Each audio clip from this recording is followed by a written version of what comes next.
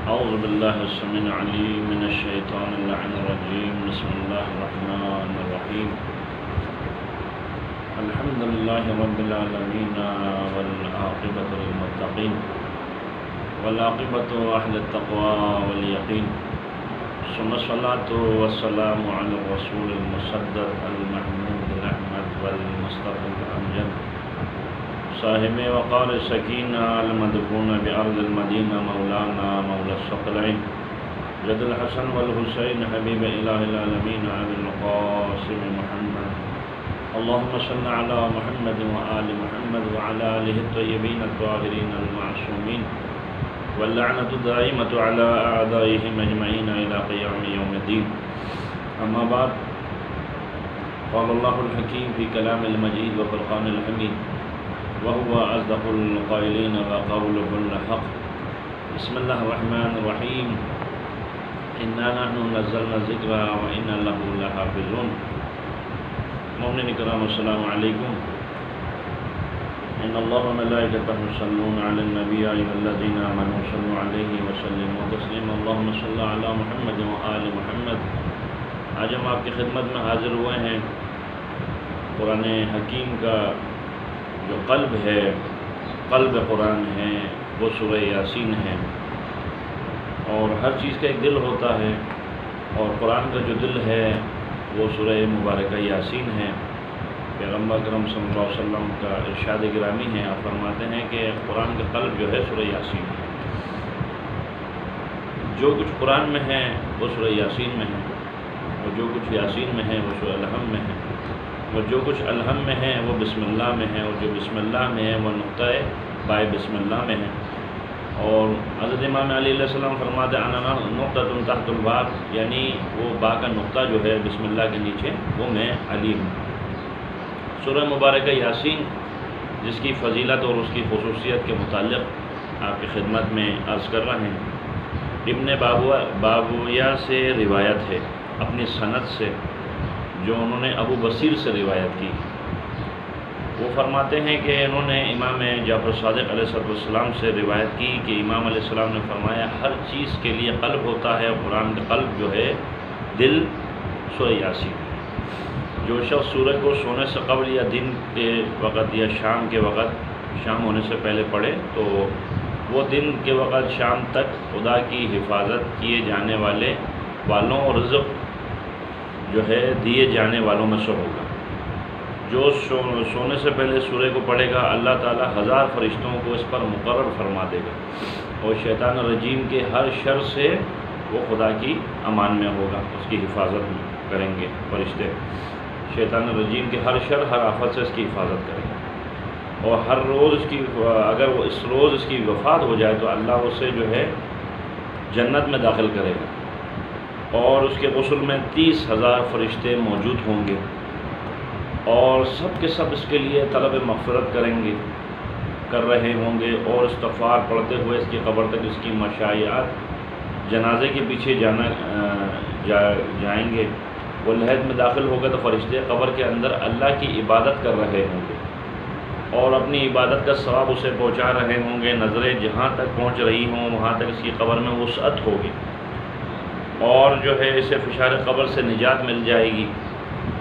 اور وہاں تک اس کی قبر میں وسعت کر دی جائے گی، فشار قبر سے نجات مل جائے گی. اس کی قبر سے لے کر آسمان کے کنگرے تک ایک نور ساطع ہوگا. اللہ تعالیٰ جب تک اسے قبر سے باہر نہ نکالے، اور جب اللہ اسے قبر سے برآمد کرے تو فرشتے کی مشائعات پیچھے چلنا یا پیچھے جانا جو ہے پیچھے چلتے رہیں گے، اور اس سے محو گفتگو رہیں گی، اس سے میزان اور جو ہے صراط سے پار کرائیں گے، لگا دیں گے.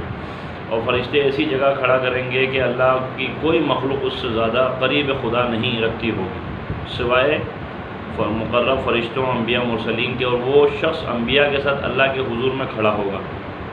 یہ سورہ یاسین کی فضیلت میں بتا رہا ہوں کہ جو سند ہے ابو بصیر سے امام صادق علیہ السلام فرما رہے ہیں. اچھا، یہ حزن کرنے والوں میں سے حزن نہیں کرے گا، غم میں مبتلا ہونے والوں کے ساتھ غم میں مبتلا نہیں ہوگا، وہ جزا فضا کرنے والوں سے جزا فضا نہیں کرے گا. پھر اللہ تعالیٰ شخص سے کہے گا تم میرے بندے کی شفاعت کرو، تم جس بارے میں شفاعت کرو گے میں تمہاری شفاعت کو قبول کروں گا، اور تم مجھ سے مانگو جو تم طلب کرو گے میں اپنے بندوں کو وہ عطا کر دوں گا۔ وہ سوال کرے گا اس سے عطا کر دیا جائے، وہ شفاعت کرے گا تو اس کی شفاعت قبول کر دی جائے گی، وہ سوال کرے گا اسے عطا کر دی جائے گا، وہ شفاعت کرے گا تو اس کی شفاعت قبول کر لی جائے گی۔ جن لوگوں کا حساب کیا جائے گا ان کے ساتھ اس سے حساب نہیں لیا جائے گا، دوسرے لوگوں کے ہمراہ کھڑا نہیں کیا جائے گا، ذلیل کیے جانے والوں سے ذلیل نہیں کیا جائے گا، اس کی غلطیوں کو تحریر نہیں کیا جائے گا، نہ ہی اس کا برا عمل لکھا جائے گا، اور اسے اس کا نام عمل کھلا ہوا دیا جائے گا، اور جو ہے یہاں تک وہ اللہ کے پاس دوسری جگہ منتقل ہو جائے گا، اور تو دوسرے لوگ مل کر کہیں گے سبحان اللہ، کیا کہنا ہے اس بندے کے جس نے کوئی غلط کام نہیں کیا، وہ رفقائے حضرت محمد مصطفیٰ صلی اللہ علیہ وآلہ وسلم میں سے ہوگا۔ اچھا، ابن بابویہ فرماتے ہیں مجھ سے بیان کیا ہے محمد بن حسن نے، انہوں نے مجھ سے بیان کیا کہ محمد بن حسن صفار نے، انہوں نے محمد بن حسن بن ابی خطاب سے، انہوں نے علی بن اسباد سے، انہوں نے یعقوب بن سالم سے، انہوں نے ابو الحسن عبدی سے، انہوں نے جو ہے جعفر جعفی سے، انہوں نے محمد باقر السلام سے روایت کی ہے۔ آپ فرماتے ہیں جو شخص اپنی زندگی میں صرف ایک مرتبہ سورہ مبارکہ یاسین کی تلاوت کرے، اللہ تعالیٰ اس کی ہر مخلوق، آخر کی تمام مخلوق اور جو کچھ آسمان میں ہیں ان میں سے ہر ایک مقابل میں 2 لاکھ نیکیاں عطا کرے گا، اور اتنی برائیاں سے مٹا دے گا، وہ شخص کبھی بھی فقر و فاقہ، قرض، تباہی، مصیبت، دیوانہ پن، جزام و وہم کی بیماری میں مبتلا نہیں ہوگا۔ یہ خصوصیت ہے سورہ مبارکہ یاسین کی اور فضیلت ہے، اور نہ ہی کوئی دوا نقصان دے گی، نہ کوئی بیماری، اور اللہ ایسے شخص نزا کی تکلیف میں اس کی ہولناکیوں کو کم کر دے گا، اس کی قبض روح کو اپنے ذمہ لے لے گا، اور ایسا شخص ان لوگوں میں سے ہوگا اللہ نے جن کے روزگار میں وسعت کی ضمانت لی ہے، اور ملاقات رب کے وقت اسے خوشی میسر ہوگی، اور آخرت میں ثواب سے خوشنودی ملے گی، اور اللہ تعالیٰ تمام فرشتوں سے جو زمین و آسمان میں موجود ہیں خطاب کرتے ہوئے کہے گا میں نے فلاں شخص سے راضی ہوں، تم اس شخص کے لیے طلب مغفرت کرو۔ اچھا، یہ ثواب الاعمال میں 140 جو ہے اس کا جو ہے صفحہ نمبر ہے۔ شیخ نے اپنی مجلس میں اپنی سند سے روایت کی ہے، امام جعفر صادق علیہ السلام نے فرمایا تم اپنی اولاد کو سورہ مبارکہ یاسین کی تعلیم دو، انہیں سکھاؤ کہ یہ سورہ قرآن کا گلدستہ ہے یا خوشبودار پھول ہے۔ اچھا، اس کا حوالہ ہے الاعمالی جلد نمبر 2 اور صفحہ نمبر 290۔ خواص القرآن میں نبی اکرم صلی اللہ علیہ وسلم سے مروی ہے، آپ نے فرمایا جو بھی یہ سورہ محض خوشنودی خدا کی خاطر پڑھے، سورہ مبارکہ یاسین، تو اللہ تعالیٰ اس کی مغفرت کر دے گا، اور اسے اتنا اجر ملے گا گویا اس نے 12 عدد قرآن کریم مکمل پڑھا ہو، ختم القرآن 12 عدد پڑھے ہو مکمل۔ اور جس مریض کے پاس سورہ کو اس کی موت کے وقت پڑھا جاتا ہے تو اس کی ہر آیت کے مطابق 10 فرشتے اس پر نازل ہوتے ہیں، اور جو ہے اس کے مرنے کا مشاہدہ کرتے ہیں، اس کے سامنے کھڑے ہو کر اس کی طلب مغفرت کرتے ہیں، اور اس کے جنازے کے پیچھے پیچھے چلتے ہیں، اور اس پر نماز پڑھتے ہیں، اس کے دفن میں شریک ہوتے ہیں۔ اور مریض اگر سورہ کو اپنی موت کے وقت پڑھے تو فرشتہ موت اس وقت اس شخص کی روح کو قبض نہیں کرتا، بلکہ وہ جنت کا مشروب لا کر اس شخص کو پلاتے ہیں، وہ سیراب ہوگا، اسے قبر میں دفن کیا جائے گا تو وہ سیراب ہوگا، اسے دوبارہ زندہ کیا جائے تو وہ سیراب ہوگا، وہ جنت میں داخل ہوگا تو وہ سیراب ہوگا۔ جو شخص بھی سورہ کو لکھ کر اسے لٹکا دیتی ہے، سورہ اس کے لیے ہر آفت و بیماری کے لیے حفظ ہے، یعنی اس طرح حفاظت کنندہ بن جائے گا۔ اچھا، مجمع البیان جلد نمبر 8 اور صفحہ نمبر ہے 254۔ اس کے بعد امام جعفر صادق علیہ السلام نے ارشاد فرمایا جو بھی سورہ کو گلاب و زعفران سے 7 مرتبہ لکھ کر اسے مسلسل 7 مرتبہ مسلسل پیے، ہر روز 1 مرتبہ، تو جو کچھ وہ سنے گا اسے یاد ہو جائے گا، جو کچھ اس سے مناظرہ کرے گا اس پر غالب رہے گا، یعنی اگر کوئی اس سے مناظرہ کرے تو یہ اس پر غالب رہے گا۔ اور لوگوں کی نگاہوں میں اس کی عظمت ہوگی. جو بھی اسے لکھ کر اپنے جسم میں معلق کر دے گا تو حسد، نظر بد سے، جن و انس کے شر سے، دیوانے پن، شیر حادثے اور درد سے حکم خدا سے محفوظ رہے گا. اگر کوئی عورت اس کا پانی پی لے تو اس کے پستان میں دودھ بڑھ جائے گا. جن عورتوں کو شکایت رہتی ہے کہ جی وہ دودھ کم ہوتا ہے بچوں کے لیے، ان کے لیے یکسی اس میں دودھ پینے والے بچوں کے لیے حکم خدا سے بہترین غذا مہیا ہو جائے گا. اچھا، روایت کی گئی ہے دنیا آخرت دونوں کے لیے سورہ یاسین کو پڑھیں اور خود کو، اپنے اہل خانہ کو، اپنے مال متاع کو ہر آفت و مصیبت سے محفوظ رکھنے کے لیے سورہ یاسین کو پڑھیں. اور جو ہے بیان کیا گیا ہے کوئی شخص دیوانہ ہو جائے اس پر سورہ یاسین کو پڑھا جائے، اسے لکھ کر پلا دیا جائے. اور اس سورہ کو شیشے کے برتن پر زعفران سے لکھے تو بہتر ہے. اگر اس پانی کو ایسے مریض کو پلا دیا جائے تو وہ جلد جو ہے شفا یاب ہو جائے گا انشاءاللہ. بہار الانوار جلد نمبر 89 اور صفحہ نمبر 290. اچھا، روایت کی گئی ہے محمد ابن علی نبی اکرم صلی اللہ علیہ وسلم سے روایت کرتے ہیں، حضرت صلی اللہ علیہ وسلم نے فرمایا قرآن کے سوا ہر شے سے افضل ہے. قرآن اللہ کے سوا ہر شے سے افضل ہے. بس جس شخص نے اللہ کی توقیر کی، اس نے اللہ کی توقیر کی. جس نے قرآن کی توقیر کی اس نے اللہ کی توقیر کی، اور جس نے قرآن کی توقیر نہیں کی تو گویا اس نے اللہ کے حق کو بھی سبق ہلکا جانا، نعوذ باللہ. اور قرآن کا احترام ایسا ہی ہے جیسے اولاد پر والد کا احترام لازم ہے. اور اس نے اللہ جنہوں نے قرآن کو سنبھالے رکھا اور رحمت الہی میں گرے ہوئے ہیں اور نور خدا کا لباس زیب تن کیے ہوئے ہیں. اللہ تعالیٰ فرماتا ہے اے قرآن کے اٹھانے والوں، تم کتاب خدا کی توقیر کر کے اللہ سے محبت کرو، وہ تم سے زیادہ محبت کرے گا اور تمہیں اپنے بندوں میں محبوب بنا دے گا. اور قرآن کی تلاوت سننے والوں کو دنیا کی مصیبتوں کو اور پڑھنے والوں سے آخرت کی مصیبتوں کو دور کر دے گا. اور کتاب اللہ کی ایک آیت کو سننے والا خیرات کرنے والے سے بہتر ہے، اور کتاب الہی کی ایک آیت کو تلاوت کرنے والا عرش سے لے کر تحت الثری تک جو کچھ اس میں ہے ان سب سے افضل ہے. اور کتاب خدا میں ایک سورہ جس کا نام عزیز ہے، اس سورہ کے پڑھنے والے کو اللہ کے حضور طلب کیا جائے گا. اور یہ سورہ روز قیامت اس کی شفاعت کرے گا، ربیہ و مضر کی مانند ہے. پھر نبی اکرم صلی اللہ علیہ وسلم نے جو ہے فرمایا آگاہ ہو جاؤ، وہ سورہ یاسین ہے، یعنی جس کا ذکر ہو رہا ہے عزیز. اچھا، اور نبی اکرم صلی اللہ علیہ وسلم نے فرمایا حضرت علی سے مخاطب ہو کر اے علی تم سورہ مبارکہ یاسین کو پڑھا کرو. امام علیہ السلام سے خطاب کرتے ہوئے فرما رہے ہیں اس لیے کہ سورہ یاسین میں 10 برکتیں جو ہے موجود ہیں، 10 برکتیں. اور جب کوئی بھوکا اسے پڑھے گا تو سیر ہوگا، جب کوئی پیاسا اس کو پڑھے گا تو وہ سیراب ہوگا. اگر بے لباس کو لباس جو ہے مل جائے گا، مہیا ہو جائے گا. کنوارے کی شادی ہو جائے گی، یعنی جس کی شادی نہیں ہوئی ہے اس کے لیے بھی سورہ یاسین اکثر ہے. اور ڈرنے والا محفوظ رہے گا، مریض شفا یابی ہو جائے گا، اور قیدی قید سے آزاد ہو جائے گا. ہر مسافر کی سفر میں مدد کی جائے گی. اگر کوئی شخص مردہ کے پاس سورہ کو پڑھے اللہ اس کے عذاب میں تخفیف فرما دے یا کر دے. اور اگر اس سورہ کو ایسے شخص پڑھے جس کی کوئی شے گم ہو گئی ہو وہ انشاءاللہ اسے مل جائے گا. اور دعوات راوندی میں ہے کہ نبی اکرم صلی اللہ علیہ وسلم نے حضرت امام علی علیہ السلام سے مخاطب ہو کر یا علی یاسین پڑھا کرو. پھر ایسا ہی ذکر فرمایا.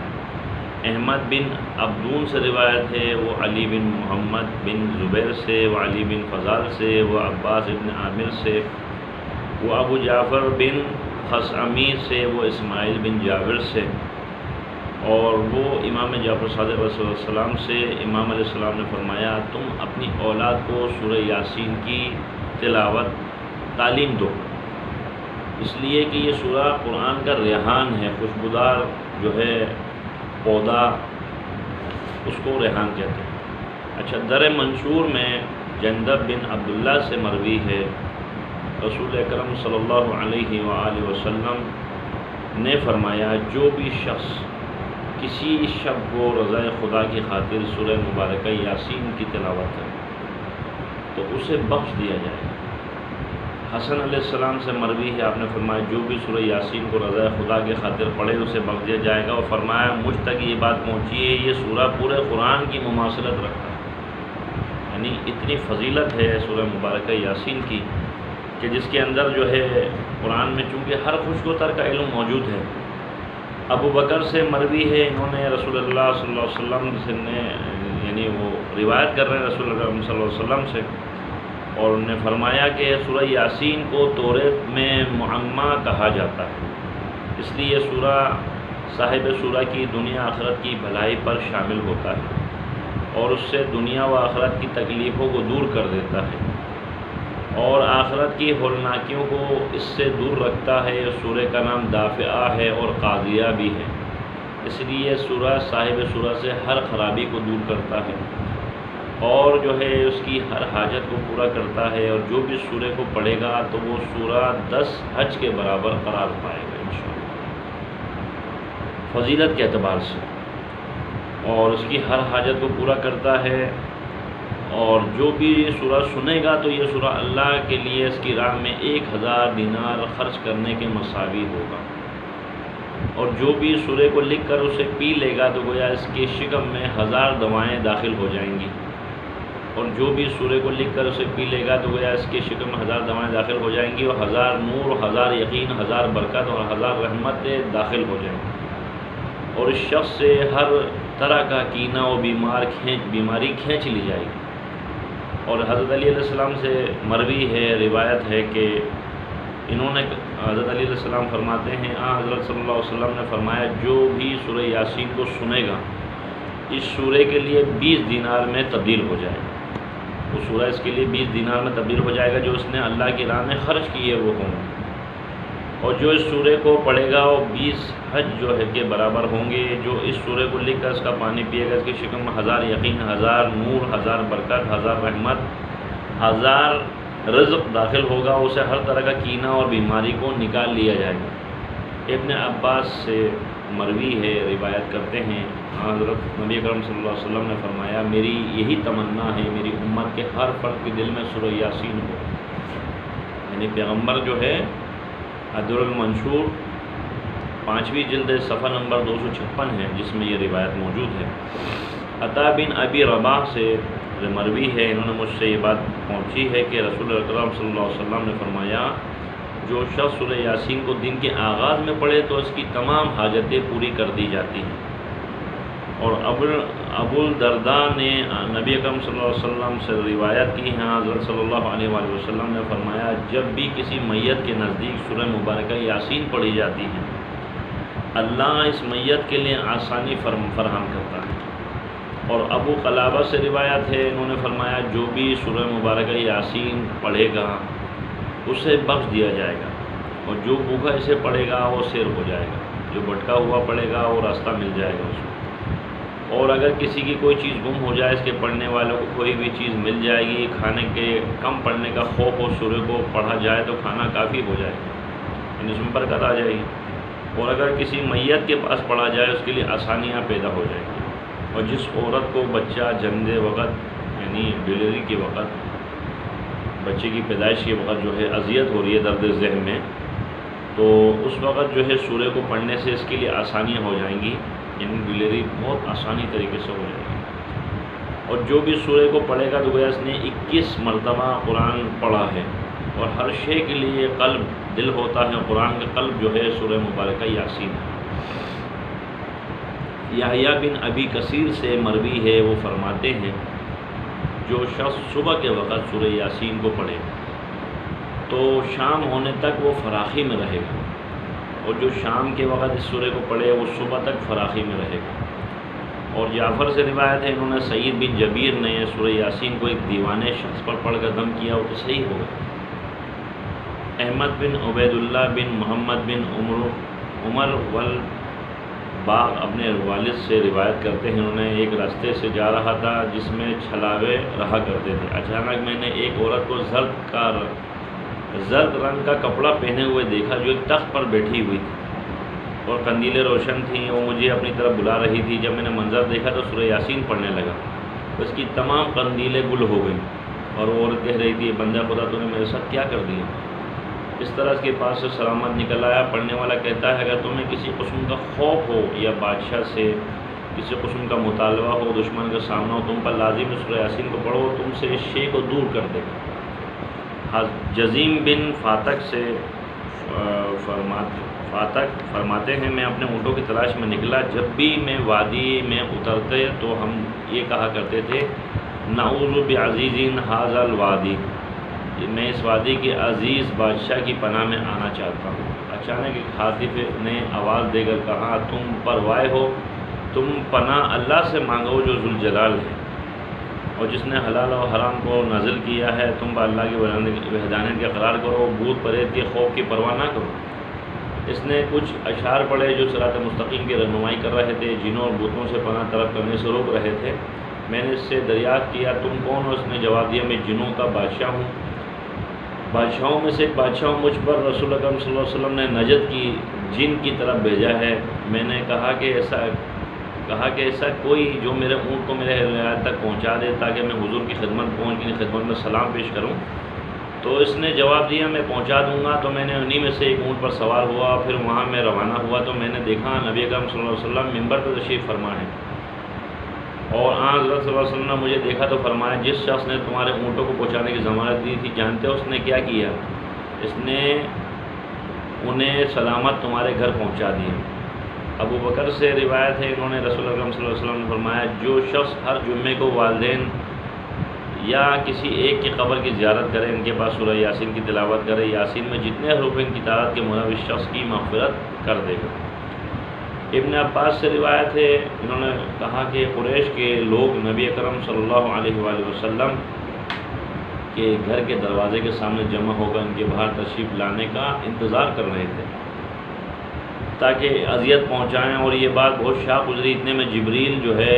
سورہ یاسین لے کر نازل ہوئے اور انہیں باہر قریش کی طرف نکلنے کے لیے کہا تو آن حضرت نے ایک مٹھی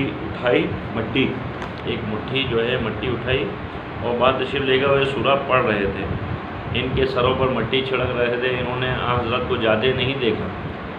اور نہ ان کے تشریف لے جانے کے بعد جب سب نے اپنے سروں کو چھوڑ کر دیکھا تو اس پر مٹی پڑی ہوئی تھی۔ وہ پڑا تھا وَجَعَلْنَا مِن بَيْنِ أَيْدِيهِمْ سَدًّا وَمِنْ خَلْفِهِمْ سَدًّا فَأَغْشَيْنَاهُمْ فَهُمْ لَا يُبْصِرُونَ، یعنی سورہ یاسین اور قرآن حکیم سے پڑھنا شروع کیا یہاں تک کہ فَهُمْ لَا يُبْصِرُونَ تک جو ہے پیغمبر نے پڑھا۔ اکرمہ سے روایت ہے انہوں نے کہا کہ قریش کے لوگ یہ کہہ رہے تھے اگر میں نے محمد کو دیکھ لیا ہوتا تو یہ کرتا اور یہ کرتا، نہ کہ نبی اکرم صلی اللہ علیہ وسلم تشریف لائے اور وہ لوگ مسجد میں حلقہ باندھے ہوئے بیٹھے تھے، نبی ان کے پاس ٹھہر گئے، یاسین والقرآن الحکیم پڑھنا شروع کیا یہاں تک کہ فَهُمْ لَا يُبْصِرُونَ تک سورہ کی تلاوت کی، پھر مٹی اٹھا کر ان کے سروں پر چھڑک دیا۔ اس عمل کے بعد ان میں سے کسی فرد نے حضرت کو نہ نظر اٹھا کر دیکھا، نہ ان میں سے کوئی جملہ کہا۔ اس کے بعد نبی اکرم صلی اللہ علیہ وسلم وہاں سے آگے بڑھ گئے، پھر وہ لوگ اپنے سروں اور داڑھیوں سے مٹی کو ہٹانے لگے، کہتے جاتے تھے خدا کی قسم ہم نے نہیں سنا، خدا کی قسم ہم نے نہیں دیکھا، خدا کی قسم ہماری سمجھ میں کچھ نہیں آیا۔ تو یہ در منشور 5ویں جلد میں 259 صفحے پر یہ واقعہ موجود ہے روایت کے ساتھ۔ اچھا، ابن عباس سے مروی ہے انہوں نے کہا کہ انصار کے مکانات مسجد سے کچھ فاصلے پر تھے، انہوں نے وہاں سے منتقل ہو کر مسجد کے قریب آنے کا ارادہ کیا۔ یہ آیت نازل ہوئی وَنَكْتُبُ مَا قَدَّمُوا وَآثَارَهُمْ، انہوں نے کہا ہم اپنے گھروں میں ہی رہیں گے۔ یعنی آپ نے دیکھا کہ آج کے دور میں جب کہ آپ کو دشمنوں کا خوف ہے، آپ کو جو ہے اپنے مخالفین کا خوف ہے کہ جو آپ کو نقصان پہنچائیں گے، اذیت دیں گے، تو اس کے لیے یہ سورہ یاسین کا یہ جو عمل ہے جو پیغمبر سے روایت ہے تو یہ بہترین عمل ہے۔ وَجَعَلْنَا مِن بَيْنِ أَيْدِيهِمْ سَدًّا وَمِنْ خَلْفِهِمْ سَدًّا فَأَغْشَيْنَاهُمْ فَهُمْ لَا يُبْصِرُونَ، یعنی ہم نے ان کے آگے بھی دیوار کھڑی کر دی، ہم نے ان کے پیچھے بھی دیوار کھڑی کر دی، گویا وہ یہ دیکھ نہیں سکتے۔ یعنی آپ کا جو دشمن ہے وہ اندھا ہو جائے گا، جب دشمن اندھا ہو جائے گا تو وہ آپ کو کوئی نقصان نہیں پہنچا سکتا، آپ کو کوئی اذیت نہیں دے سکتا۔ مجاہد سے روایت ہے انہوں نے کہا قریش کی ایک جگہ اکٹھے ہوئے، انہوں نے عتبہ بن ربیع کو بھیجا اور ان سے کہا اس شخص کے پاس جاؤ، اس سے کہو تمہاری قوم یہ کہتی ہے تم نہایت عظیم عمل لے کر آئے ہو، یعنی نعوذ باللہ پیغمبر کے متعلق یہ بات ہو رہی ہے، اور ہمارے آباء و اجداد اس پر ہمیں پیغنا تھے اور ہم میں سے کوئی بھی اس عمل پر تمہاری اتباع نہیں کرے گا، یقیناً تم نے ایسا کیا تو تمہیں کوئی ضرورت ہوگی، اگر تمہیں مال درکار ہے تو تمہاری قوم تمہیں مال کر کے دے گی، لہٰذا تم اپنا یہ خیال ترک کر دو، یعنی پیغمبر کو تبلیغ رسالت سے روکنے کی کوشش ہو رہی ہے کہ پیغمبر وہ تبلیغ نہ کرے، تو اپنے آباء و اجداد کے مسلک کو اپنائے رہو۔ عتبہ آن حضرت کی خدمت میں پہنچا اور قریش نے ان سے جو کچھ کہا تھا انہوں نے آن حضرت سے بیان کیا۔ جب وہ اپنی بات ختم کر چکا، وہ چپ ہو گیا تو آن حضرت نے فرمایا بسم اللہ الرحمن الرحیم، حامیم تنزیل من الرحمن الرحیم۔ آن حضرت نے آغاز سورہ سے یہاں تک کہ پڑھا فَإِنَّ أَعْرَضُوا فَقُلْ أَنذَرْتُكُمْ صَاعِقَةً مِثْلَ صَاعِقَةِ عَادٍ وَثَمُودَ، یعنی سورہ فصلت اور آیت نمبر 13۔ فصلت آیت نمبر 13 الف۔ عتبہ واپس چلا گیا، قریش کو اس بات سے آگاہ کیا اور انہوں نے محمد نے ایسی بات کہی ہے جو نہ شاعری ہے نہ ساحری ہے، ایسا عجیب و غریب کلام ہے جو انسانوں کا کلام معلوم نہیں ہوتا۔ اور جو ہے قریش نے کہا ہم سب مل کر محمد کے پاس جائیں گے۔ جب انہوں نے ارادہ کیا تو رسول اللہ صلی اللہ علیہ وسلم نے انہیں دیکھ لیا، وہ ان کی جانب بڑھے تو یہاں تک کہ ان کے قریب پہنچ گئے اور پڑھنا شروع کیا بسم اللہ الرحمن الرحیم، یاسین صلی اللہ علیہ وآلہ وسلم القرآن الحکیم، یہاں تک کہ جب انا جعلنا فی اعناقہم اغلالا فہی الأذقان فہم مقمحون، یعنی جب پڑھنا شروع کیا اللہ نے قریش کے ہاتھوں سے ان کی گردنوں تک مہر لگا دی، اس طرح ان کے سامنے ان کے پیچھے رکاوٹ کھڑی کر دی۔ حضرت نے مٹی اٹھا کر ان کے سروں پر ڈال دی، پھر وہاں سے واپس تشریف لے گئے، اور جو ہے یہاں تک کہ پتہ نہیں چلا کہ حضرت صلی اللہ علیہ وسلم ان کے ساتھ کیا کیا۔ اور جب حضرت صلی اللہ علیہ وسلم وہاں پر تشریف لے جا چکے تو ان کے ساتھ جو کچھ ہوا اس پر کوئی حیرانی ہوئی، انہیں حیرانی ہوئی، انہوں نے کہا ہم نے ان سے بڑا کوئی جادوگر نعوذ باللہ نہیں دیکھا، اور پھر انہوں نے ہم سے کیا سلوک کیا۔ تو ابن عباس سے روایت ہے نبی کریم صلی اللہ علیہ وسلم نے فرمایا سبقت لے جانے والے 3 افراد ہیں، موسیٰ کی طرف سبقت لے جانے والے، سبقت کرنے والے یوشع بن نون علیہ السلام ہیں، عیسیٰ کی طرف بڑھنے والے صاحب یاسین ہیں، اور محمد صلی اللہ علیہ وسلم کے طرف آگے آنے والے حضرت علی بن ابی طالب علیہ السلام ہیں۔ ابن عباس سے مروی ہے، انہوں نے کہا حضرت صلی اللہ علیہ وسلم نے فرمایا صدیق 3 ہیں، حزقیل مومن آل فرعون جو حبیب نجار ہیں، صاحب آل یاسین اور علی بن ابی طالب علیہ السلام۔ ابو لیلہ سے مروی ہے، انہوں نے کہا کہ رسول اکرم صلی اللہ علیہ وآلہ وسلم نے فرمایا صدیق 3 افراد ہیں، حبیب النجار مومن آل یاسین جنہوں نے کہا یا قوم اتبعوا المرسلین سورہ یاسین آیت نمبر 20، اور حزقیل مومن آل فرعون جنہوں نے کہا اتقتلون رجلا یقولون ربی اللہ سورہ غافر آیت نمبر 28، اور علی بن ابی طالب اور وہ سب سے افضل ہیں۔ ابن عساکر سے مروی ہے 3 افراد ایسے ہیں انہوں نے کبھی بھی اللہ کا انکار نہیں کیا، ان میں مومن آل یاسین اور علی بن ابی طالب اور آسیہ زوجہ فرعون کی جو زوجہ۔ اچھا، یہ تمام واقعات جو ہے سورہ در منشور میں بھی ہیں، مصباح کا فہمی میں بھی ہیں۔ ابن عباس سے مروی ہے، انہوں نے کہا رسول اللہ صلی اللہ علیہ وسلم نے فرمایا جو سورہ یاسین سورہ صافات کو جمعے کے دن پڑھے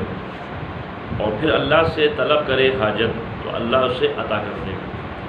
اچھا، کتاب مصباح میں ہے سورہ کو لکھ کر کسی عورت کو پلا دے تو اس کا دودھ جو ہے بڑھ جائے گا۔ وہ خواتین کے جن کے لیے جو ہے بچوں کو دودھ پلانا مشکل ہے کمزوری کی وجہ سے، تو ان کے لیے یہ بہترین یعنی سمجھ لیں کہ آزمودہ یعنی نسخہ ہے،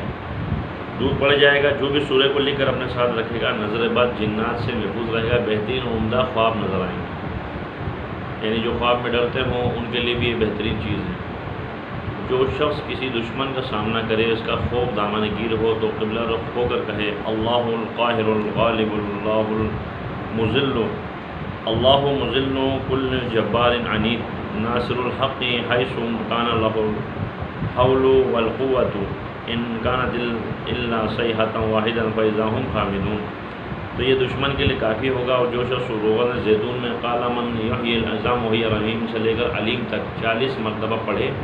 اور اس کی مالش کرے مونچھ پر، ٹوٹی ہوئی ہڈی پر اور جوڑوں کے درد پر، تو حکم خدا سے اچھا ہو جائے گا۔ اور جس کا جانور گھوڑا وغیرہ سرکش اڑیل ہو تو یہ آیتیں لکھ کر اس پر لٹکا دے، اسے جانور کے کانوں میں پڑھے بسم اللہ الرحمن الرحیم اولم یروا انا خلقنا لهم مما عملت ایدینا انعاما فهم لها مالکون۔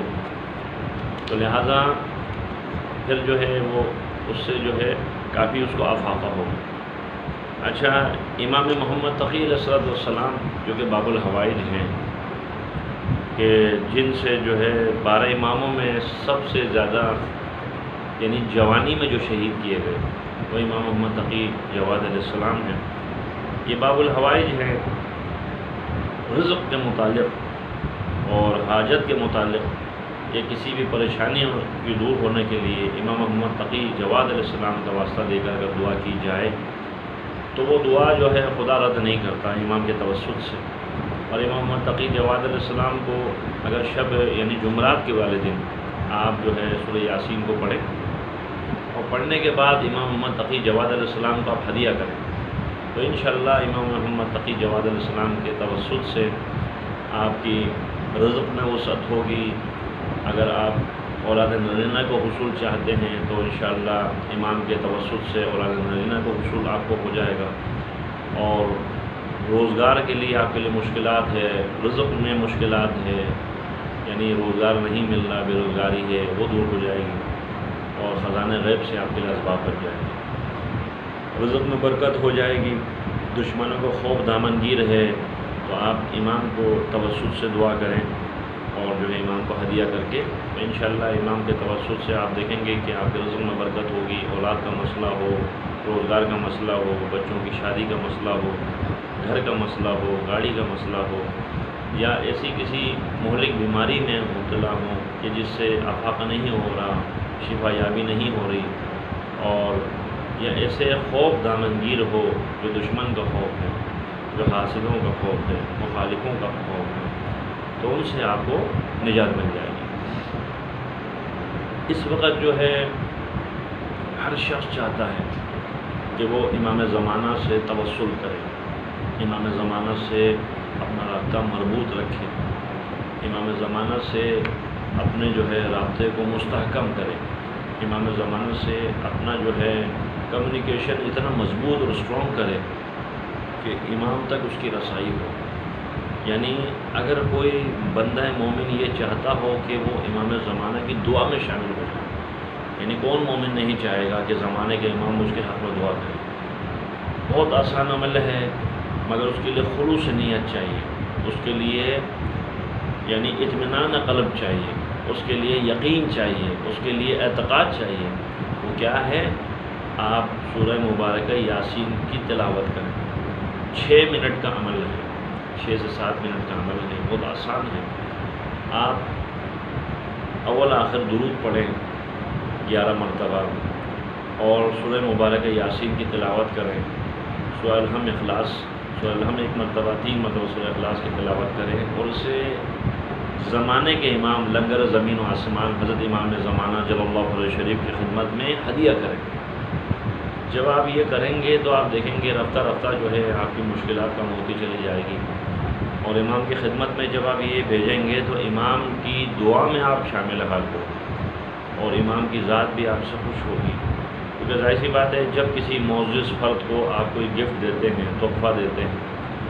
جیسے مثلا ہمارے یہاں چیف منسٹر ہے، پرائم منسٹر ہے،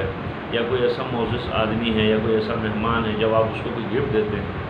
تو وہ آپ سے بہت امپریس ہوتا ہے، بہت آپ سے خوش ہوتا ہے، بہت آپ سے راضی ہوتا ہے۔ لیکن جب آپ زمانے کے امام کو یہ گفٹ کریں گے، زمانے کے امام کو جب آپ یہ ہدیہ کریں گے تو زمانے کے امام آپ سے خوش ہو۔ جب قلب امام آپ سے خوش و راضی ہو تو پھر امام کی دعا میں بھی آپ شامل ہوں گے، امام کی نظر خاص آپ کے اوپر ہوگی، اور جس کے اوپر جو ہے امام کی نظر خاص ہو تو اس کو کسی چیز کا خوف نہیں ہوگا، پھر وہ نہ رزق کے متعلق پریشان رہے گا، نہ وہ ترقی کے متعلق پریشان رہے گا، نہ روزگار کے متعلق پریشان رہے گا، نہ اولاد کے متعلق پریشان رہے گا، یعنی وہ ہر قسم کی فکر سے آزاد ہو جائے گا، کیونکہ اس کو معلوم ہے کہ زمانے کے امام مجھ سے خوش و راضی ہیں۔ تو ظاہر سی بات ہے کہ یعنی یہ سورہ مبارکہ یاسین جس کے اندر ایک ہے کہ 7 مرتبہ 7 مبین جو ہے سورہ یاسین میں ہے، آپ اپنی حاجت کے لیے، حاجتوں کے لیے آپ کیا کر رہے ہیں؟ سورہ مبارکہ یاسین کو پڑھا، پہلا مبین آیا آپ نے دوبارہ اکثر انہوں شروع کیا، پھر دوسرا مبین آیا سورہ یاسین میں آپ نے پھر دوبارہ اکثر انہوں شروع کیا، اس طریقے سے 7 مبین ہیں، ہر مبین کو آپ نے پلٹ کے دوبارہ سے شروع کرنا ہے۔ جب یہ 7 مبین کو آپ پڑھیں اور جس حاجت کے لیے پڑھ رہے ہیں، تو انشاءاللہ اور پھر جب یہ پڑھیں اس کو آپ ہدیہ کریں 14 معصومین علیہ السلام کی خدمت میں. جب 14 معصومین علیہ السلام کی خدمت میں جب آپ سورہ یاسین کو ہدیہ کریں گے تو آپ دیکھیں گے کہ رفتہ رفتہ جو ہے آپ کی مشکلات کیسے کم ہوتی چلی جا رہی، آپ کے مسائل کیسے حل ہوتے چلے جا رہے ہیں. تو ہمارے پاس اصل میں جس چیز کی کمی ہے وہ یقین اور اعتقاد ہے کہ مثلا ہم کوئی عمل کرتے ہیں، اگر ہمیں ایک دم کامیابی مل جائے تو ہم سمجھتے ہیں کہ بھئی یہ تو بہت اچھا عمل ہے، یہ تو پورا اثر عمل ہے. لیکن اگر اس میں ایک دم کامیابی نہ ملے تو ہم فوراً کیا کرتے ہیں، ہم فوراً جو ہے مایوس ہو جاتے ہیں. لا تقنطوا من رحمت اللہ، خدا کی رحمت سے مایوس نہیں ہو. خدا جب دینے پہ آتا ہے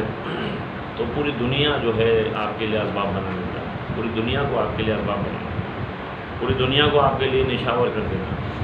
پوری دنیا آپ کے لیے جو ہے وسیلہ بن جاتی ہے. یہ خدا کا قانون ہے. لیکن جس چیز کی سب سے زیادہ ضرورت ہے وہ کیا ہے؟ یقین. یقین ایک ایسی دولت ہے کہ جس کو یہ یقین حاصل ہو جائے تو پھر وہ ہر قسم کے مشکلات سے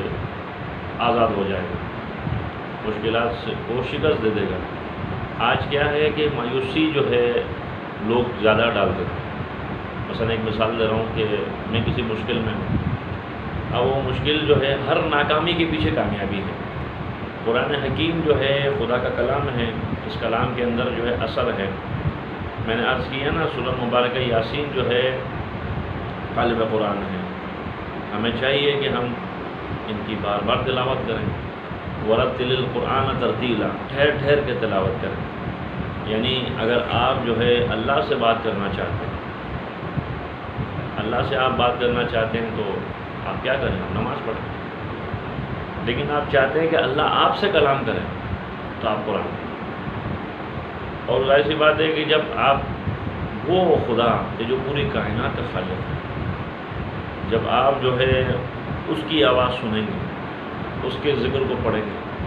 تو آپ دیکھیں گے کہ آپ یقین کی منزل پہ فائز ہو جائیں گے، آپ کی مشکلات جو ہے حل ہو جائیں گی. تو سورہ مبارکہ یاسین میں یہ جتنی بھی چیزیں آپ کی خدمت میں عرض کی، ان تمام کا مقصد یہ ہرگز نہیں ہے کہ ہم جو ہے یہ نہیں کہہ رہے کہ صرف چلوں سے جو ہے آپ کے مسئلے حل ہوں گے، لیکن یہ ہے کہ یہ جو سورہ مبارکہ یاسین کے اندر ہے جتنے بھی آپ کو معاملات بتائے گئے ہیں ان کے اوپر تھوڑا سا غور کیا جائے تو بہت سے مشکلات کا حل موجود ہے. مثلا کہ ایک عمل ہے سورہ مبارکہ یاسین کا، وہ یہ ہے کہ میں نے جیسے ابھی آپ کی خدمت میں عرض کیا کہ 7 مبین جو ہے آپ جو پڑھ رہے ہیں اس کو آپ نے 14 معصومین کو، اور ایک روایت میں یہ بھی ہے کہ یعنی روزانہ سورہ مبارکہ یاسین کو پڑھیں. اور وہ آپ مثلا پہلے دن آپ نے رسول خدا صلی اللہ علیہ وسلم کی خدمت میں آپ نے سورہ یاسین کو پڑھا اور ہدیہ کر دیا. دوسرے دن آپ نے سید کونین سلام اللہ علیہ کی خدمت میں ہدیہ کر دیا. تیسرے دن آپ نے امیر المومنین حضرت علی بن ابی طالب علیہ السلام کی خدمت میں ہدیہ کیا. یعنی روزانہ آپ ایک معصوم کو سورہ یاسین، اور زیادہ اگر آپ کے پاس ٹائم ہے اور آپ کو زیادہ تو آپ کو توفیق ہے، شامل حال ہے انشاءاللہ، تو آپ 2 رکعت نماز بھی ساتھ پڑھیں. یہ تو میں حاجت کے حوالے سے بتا رہا ہوں اور کہ یقین اطمینان قلب سے آپ یہ کام کریں. سورہ یاسین روزانہ ایک معصوم کی خدمت میں آپ ہدیہ کریں. اور اگر زیادہ آپ چاہتے ہیں کہ یعنی آپ کا عمل اسٹرانگ ہو جائے، آپ کا عمل جو ہے قبولیت کے درجے تک جائے، تو آپ 2 رکعت نماز بھی ہدیہ کیجیے. ہر روز جو ہے ایک معصوم کو آپ 2 رکعت نماز ہدیہ کریں، بالکل نماز صبح کی طرح 2 رکعت نماز پڑھیں، ایک مرتبہ سورہ یاسین کی تلاوت کریں. مثلا آج کے دن مثلا پڑھا آپ نے رسول خدا صلی اللہ علیہ وسلم کی خدمت، دوسرے دن آپ نے امیر المومنین، تیسرے دن آپ نے حضرت معصومہ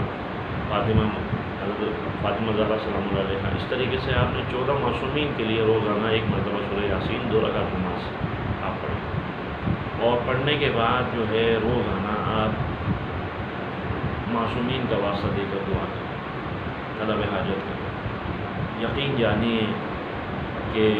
جو بھی آپ کی حاجت ہے، جو بھی آپ کا مشکلات ہیں، جو بھی آپ کے مسائل ہیں، جو بھی آپ کے معاملات ہیں جو بگاڑ کی طرف چلے گئے ہیں، جس کا کوئی حل نہیں ہے، تو وہ معاملات حل ہوتے چلے جائیں گے۔ ہر انسان کسی نہ کسی تکلیف میں مبتلا ہے، کسی کو اولاد کی تکلیف ہے، کسی کو روزگار کا مسئلہ ہے، کسی کو گھر کا مسئلہ ہے، کسی کو قرض کا مسئلہ ہے، کسی کو دشمنیوں کا سامنا ہے، کسی کو جو ہے اور بیماریوں کا سامنا ہے۔ تو یہ ہر آدمی اپنے کسی نہ کسی آزمائش یا تکلیف میں موجود ہے، مبتلا ہے۔ تو ان کا حل یہی ہے کہ ہم جو ہے سورہ مبارکہ یاسین کو پڑھیں روزانہ، اور پڑھنے کے بعد آپ ہدیہ کریں اور یقین جانیے، اور پھر جو ہے خدا کی بارگاہ میں حضرت شاہدہ معصوم علیہ السلام کا واسطہ دے کر دعا کریں۔ میں نہیں سمجھتا کہ آپ کا مسئلہ حل نہیں ہوگا۔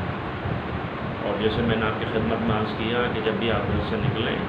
تو آپ یہ پڑھیں، وَجَعَلْنَا مِن بَيْنِ أَيْدِيهِمْ سَدًّا وَمِنْ خَلْفِهِمْ سَدًّا فَأَغْشَيْنَاهُمْ فَهُمْ لَا يُبْصِرُونَ۔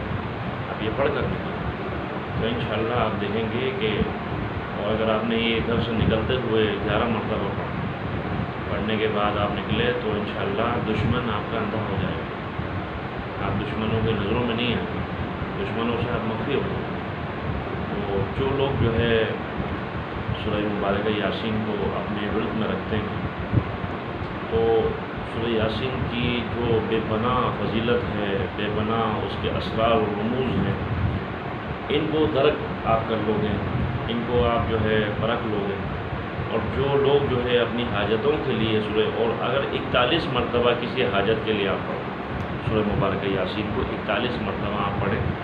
اور اس طریقے سے پڑھیں کہ 41 یا تو 41 مومنین کو آپ جمع کریں، یعنی تو چند افراد مل کر بھی اس عمل کو کر سکتے ہیں، گھر کے افراد مل کر بھی آپ اس عمل کو کر سکتے ہیں۔ 41 مرتبہ سورہ مبارکہ یاسین کو مثلا شب جمعہ پڑھیں، اور پڑھنے کے بعد آپ جو ہے جو بھی آپ نے نیاز دینی ہے، جو بھی آپ نے جو ہے، اس کے بعد جو ہے آپ حاجت طلب کریں، آل محمد کی بارگاہ میں ہدیہ کریں، اور خدا سے شاہدہ معصوم علیہ السلام کا، حضرت محمد وآل محمد علیہ السلام کا واسطہ دے کر دعا کریں۔ یقیناً جو ہے آپ کا یہ عمل جو ہے بیکار نہیں جائے گا، رائے گا نہیں جائے گا۔ لیکن میں نے عرض کیا نا، اس میں جو سب سے اہم ترین جو چیز ہے وہ یقین ہے، اطمینان ہے۔ امام جعفر صلی اللہ علیہ وسلم ارشاد فرماتے ہیں کہ جب اللہ سے جو ہے حاجت طلب کرو تو یہ اطمینان رکھو کہ حاجت جو ہے تمہارے گھر کے دروازے پر قبولیت، حاجت کی قبولیت جو ہے وہ تمہارے گھر کے دروازے پر چوکھٹ پر کھڑی ہے۔ تو لہذا اگر میں مایوس ہو جاؤں گا، تو کہتے ہیں جب کوئی بندہ مومن جو ہے خدا کی بارگاہ میں دعا کرتا ہے تو خدا جو ہے اپنے بزم ملائکہ میں یہ کہتا ہے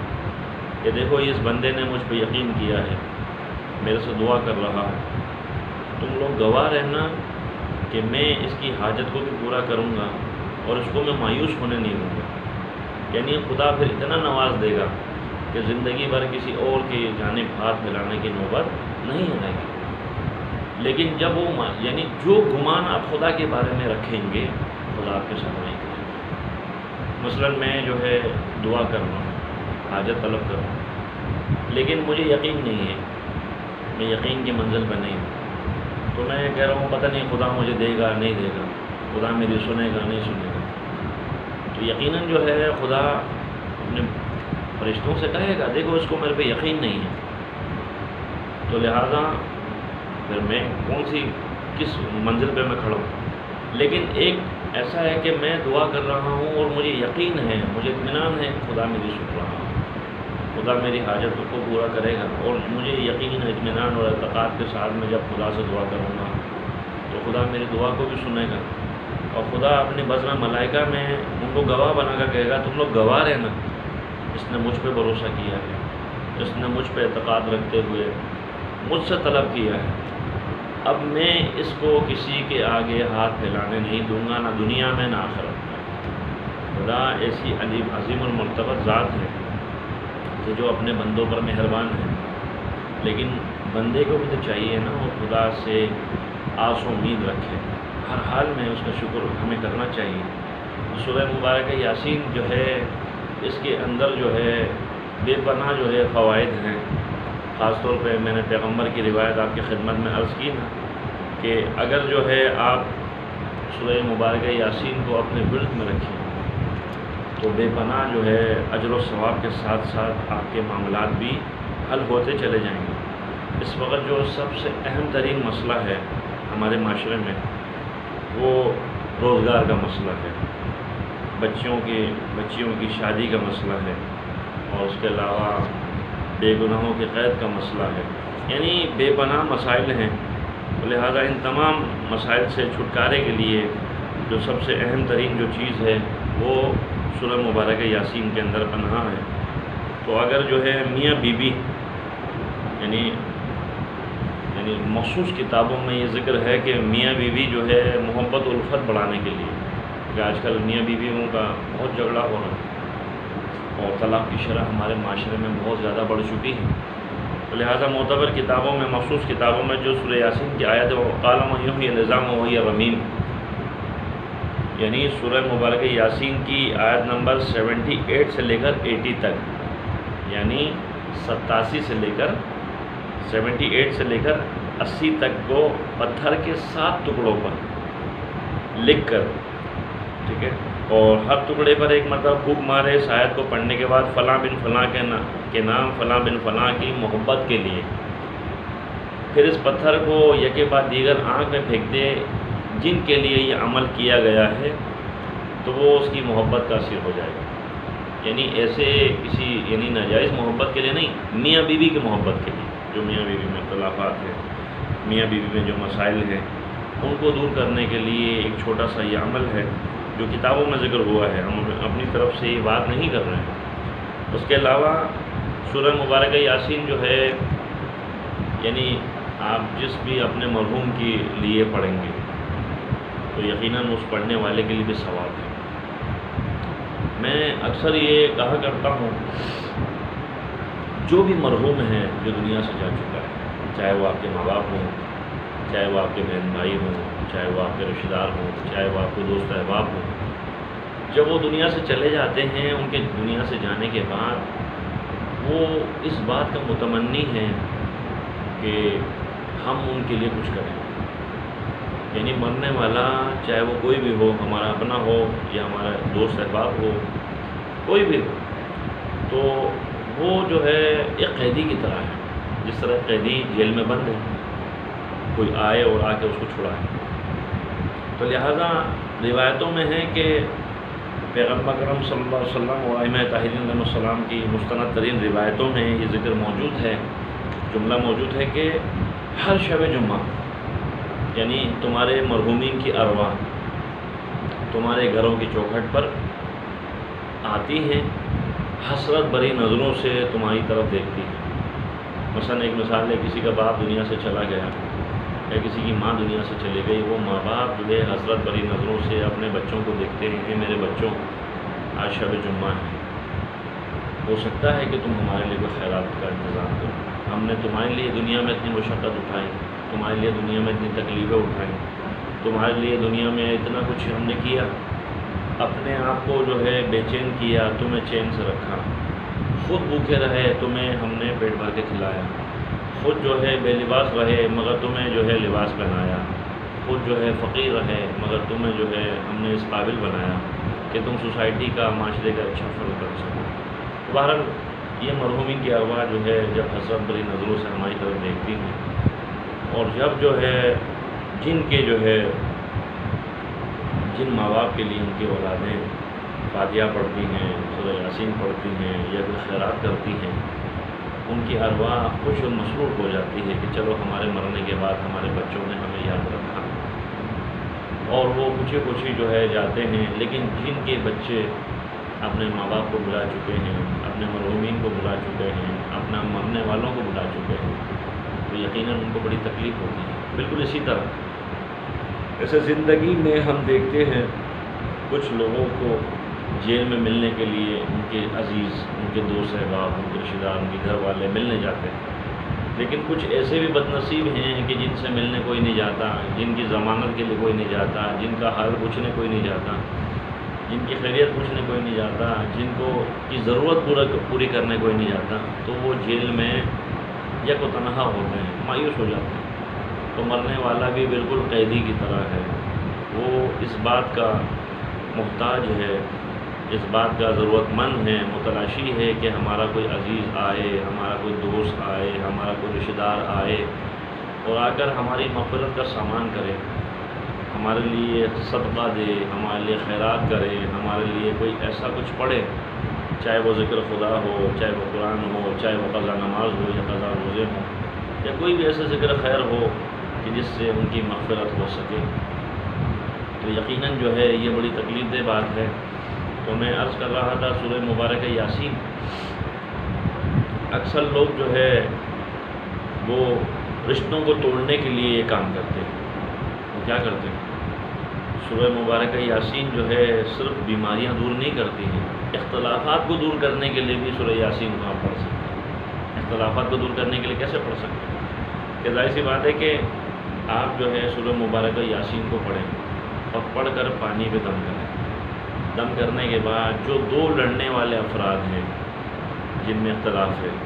چاہے وہ بہن بھائی ہوں، چاہے وہ ماں باپ ہوں، چاہے وہ رشتہ دار ہوں، چاہے وہ دوست ہوں یا جو بھی ہو، ان کے درمیان اس طرح اختلاف ہے، دشمنی کی حد تک یہ بات چلی گئی ہے، ان کے لیے آپ سورہ مبارکہ یاسین کو پڑھیں اور پانی پر دم کریں۔ کرنے کے بعد وہ کسی میٹھی چیز کے اوپر، لیکن یہ یعنی ایسے ناجائز امر کے لیے نہیں کرنا چاہیے، اگر کرے گا تو اپنے نقصان کا خود ذمہ دار ہے۔ یہ اس معاملے کے لیے جب دو مومنین کے درمیان اختلاف ہے، اس اختلاف کو دور کرنے کے لیے اور دو لڑنے والوں کے درمیان صلح کرنے کے لیے، دو قوموں کے درمیان صلح کرنے کے لیے سورہ مبارکہ یاسین کو پڑھا جائے، اور پڑھے اس طرح کہ 7 مرتبہ، جو ہفت مبین میں نے آپ کی خدمت میں عرض کیا، 7 مرتبہ یعنی سورہ یاسین کو پڑھے، پہلا مبین آئے گا پھر دوبارہ سے شروع کرے، اکثر پھر دوسرا مبین، تیسرا مبین، اس طرح 7 ہفت مبین جو آئے اس کو اول و آخر آپ پڑھیں گے، اور پڑھنے کے بعد جو ہے آپ اول و آخر جو ہے آپ نے 11 مرتبہ آپ نے درود پڑھا۔ پڑھنے کے بعد اس پانی کو دم کر کے پلائیں، یا پھر کسی چائے میں آپ ملائیں، یا کسی میٹھی چیز میں ملائیں، یا کھانے میں ملائیں، کسی طریقے سے وہ جو آمنے سامنے ایک دوسرے کے مخالف ہیں ان کے حلق سے اترے۔ انشاءاللہ جو ہے آپ دیکھیں گے سورہ یاسین کی برکت سے جو اختلافات پیدا ہو گئے ہیں، جو کہ یعنی مثلا آپس میں جو دشمنی ہے، کدورت ہے، نفرت ہے، وہ نفرت جو ہے الفت میں بدل جائے گی، اور جو اختلاف ہے وہ اختلاف ختم ہو جائے گا۔ جو دشمنی ہے، رنجش ہے، نااتفاقی ہے، یا بدگمانی ہے، یا کسی نے کوئی بھڑکا دیا ہے، کسی نے، کیونکہ اکثر لوگ کیا کرتے ہیں چابی بھر دیتے ہیں،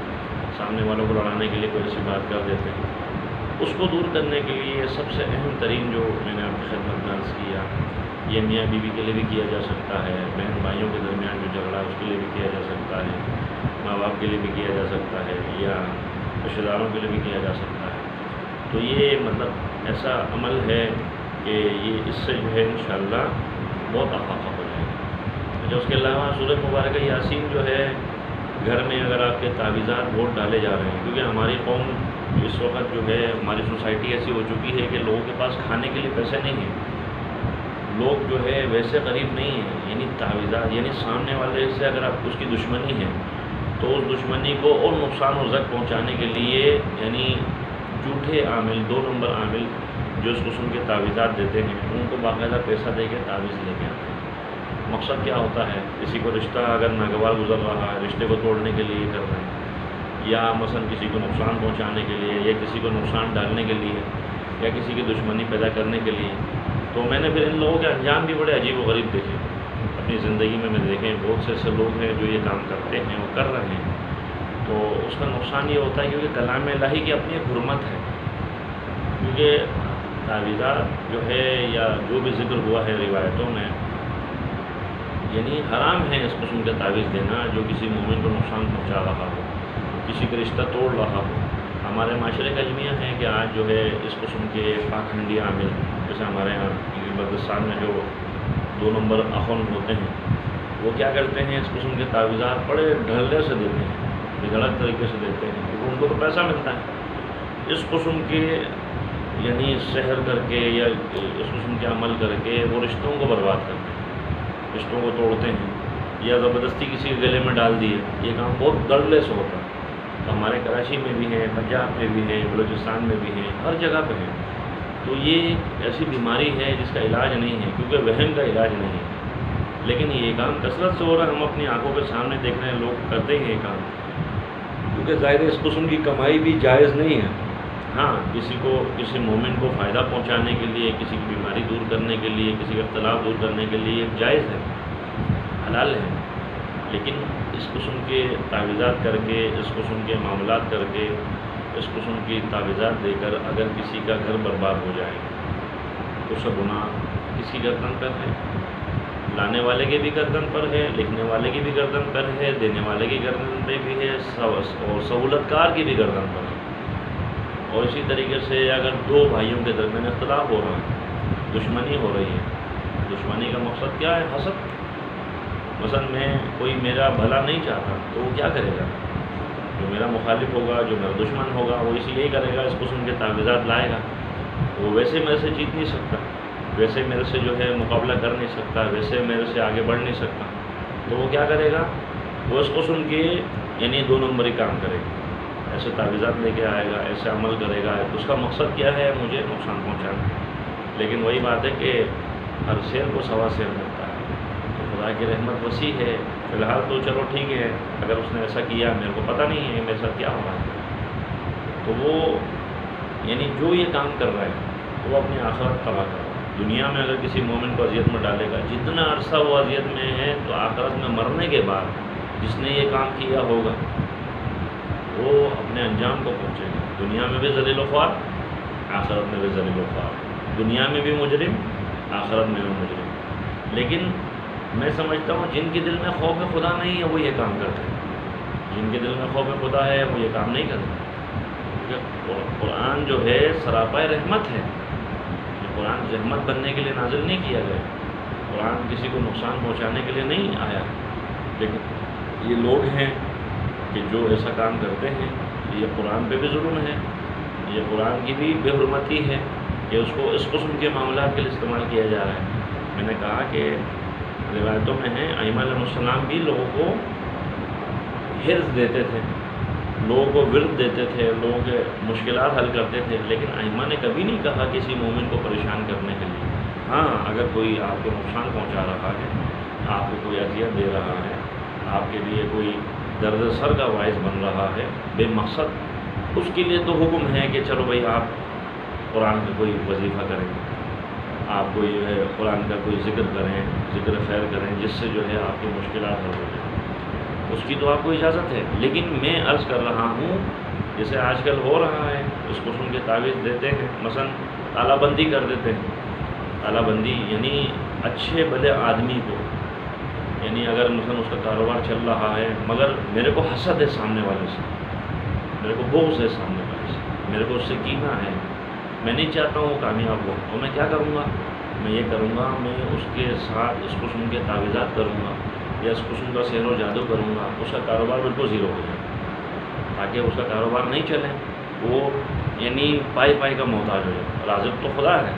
یہاں زمین کے جو خدا بنے بیٹھے ہیں، خدا ان سے ہم سب کو محفوظ رکھے، کیونکہ یہ ظاہر سی بات ہے یہ شیطان والا کام ہے،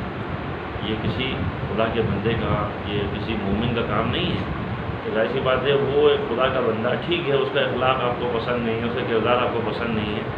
پسند ناپسند کی وجہ سے اتنا حد تک دشمن نہیں بننا چاہیے کہ سامنے والے کے آپ نے کاروبار کو نقصان پہنچا دیا۔ اگر ایک آدمی آپ کو پسند نہیں ہے اور اس کے ساتھ آپ کا اختلاف اس حد تک بڑھ گیا ہے تو آپ اس کا گھر برباد کرنے کے لیے کھڑے ہوئے ہیں۔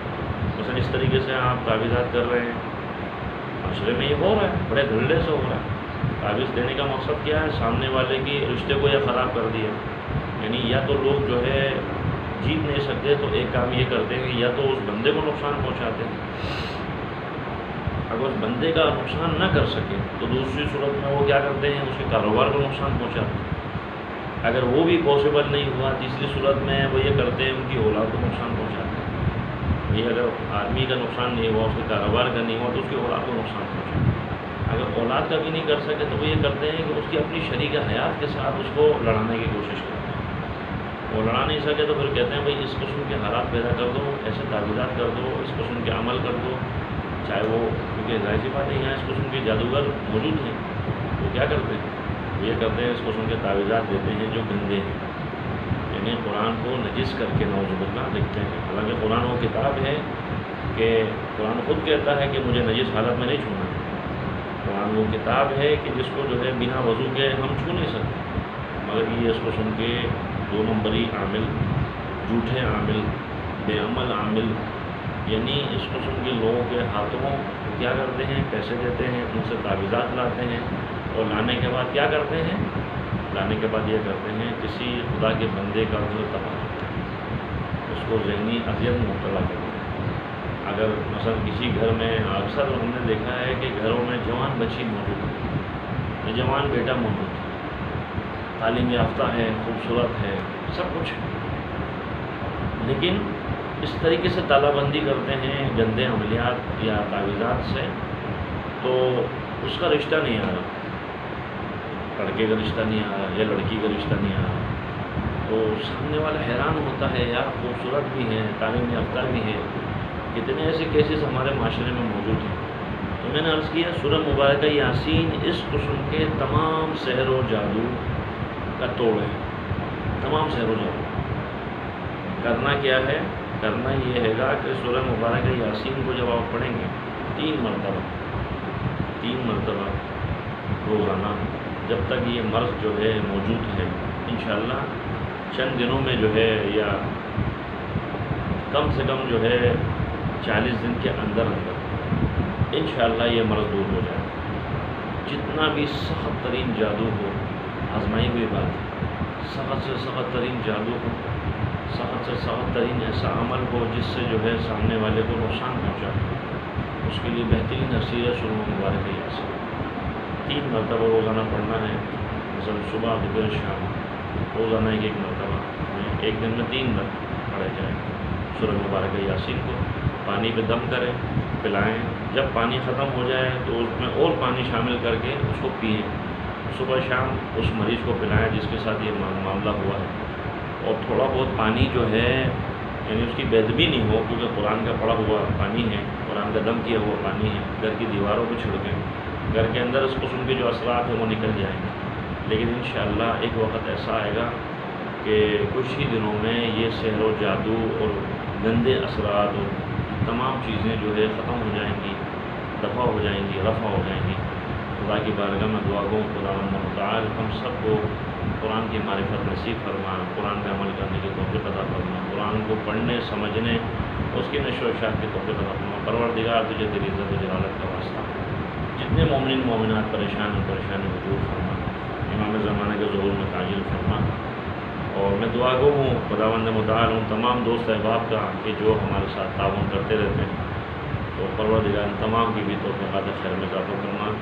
تو میں گزارش کروں گا آپ لوگ جو ہے میرے چینل کو شیئر کیجئے، لائک کیجئے، سبسکرائب کیجئے، کیونکہ ہماری کوشش ہوتی ہے اسی طریقے سے ہم جو ہے اپنی آواز کو آگے پہنچاتے رہیں اور اس طرح ذکر خیر جو ہے بڑھتا رہے، جو ہمارے لیے دنیا میں بھی سعادت ہو، انشاءاللہ آخرت میں بھی سعادت ہو۔ وما علینا الا البلاغ المبین۔ والسلام علیکم ورحمۃ اللہ وبرکاتہ۔